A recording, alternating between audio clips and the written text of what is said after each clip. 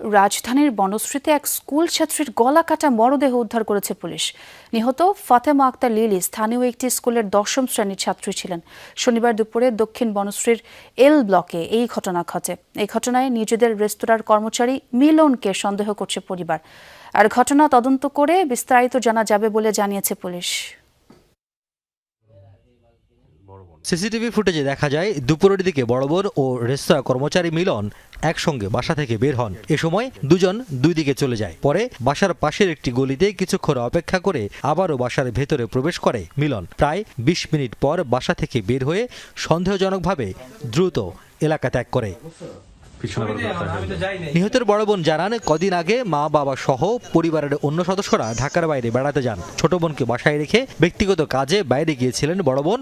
ফিরে এসে বাসার মধ্যে ছোট বোন লিলিকে রক্তাক্ত অবস্থায় দেখতে পান। 999-এ ফোন করে ঘটনা জানালে পুলিশ লিলির গলা কাটা মরদেহ উদ্ধার করে।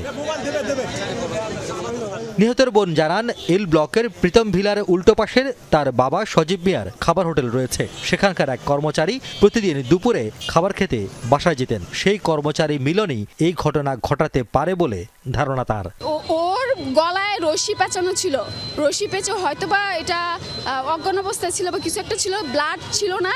ওরে ওই বেসিংয়ের ভিতরে ঢুকা বিটকেসে যে একটা লাশ রাখা হয় কাচু বাচু করে, তখন রান্নাঘরে ওই কিচেনের নিচে ওইভাবে রাখার পরে তারপরে ওরে বটি দিয়ে কাটা হয়েছে। আমার ভাইয়ের রুমে বটি ছিল। আমি সন্দেহের তালিকায় আমি আমাদের যে স্টাফটা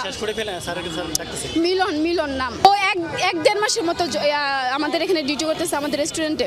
ঘটনার পর সুরথালে গলায় ধারালো ছুরির আঘাত ছাড়া তাৎক্ষণিক কোনো আঘাতের চিহ্ন পায়নি বলে জানান পুলিশ কর্মকর্তারা। বিভিন্ন আলামত বিশ্লেষণ করে হত্যার কারণ সম্পর্কে বিস্তারিত জানা যাবে বলে জানান তারা।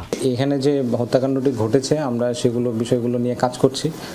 সিসি আশেপাশে যেসব সিসি ফুটেজ আছে এগুলো নিয়ে কাজ করছি। আমরা শীঘ্রই ইনশাল্লাহ সেটা বের করতে পারবো। আমাদের এই কার্যক্রম অব্যাহত আছে। নিহত লিলির মরদেহ ময়নাতদন্তের জন্য পাঠানো হয়েছে ঢাকা মেডিকেল কলেজ হাসপাতালের মর্গে। রিয়াজ রায়হান, যমুনা নিউজ, ঢাকা।